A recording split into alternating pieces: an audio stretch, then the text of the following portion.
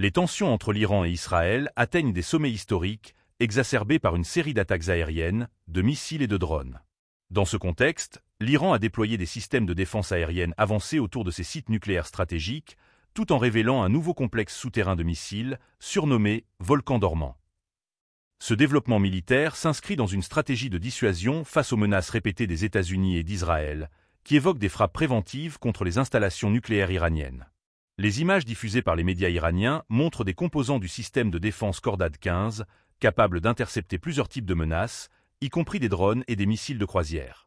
Les unités de défense aérienne ont été positionnées autour de 2 sites nucléaires majeurs, le site de Fordow, en province de Qom, et le complexe nucléaire de Konab, situé dans la province de Markazi.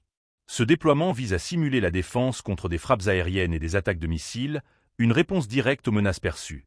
Les exercices militaires qui se déroulent actuellement sont une continuation des manœuvres Eqtadar, qui englobent des opérations de missiles, de radars, de guerre électronique et de défense aérienne. Ces manœuvres, qui devraient s'étendre jusqu'en mars, sont présentées comme une réponse aux nouvelles menaces sécuritaires. Les déclarations des responsables iraniens soulignent leur détermination à protéger leurs installations sensibles contre toute agression extérieure.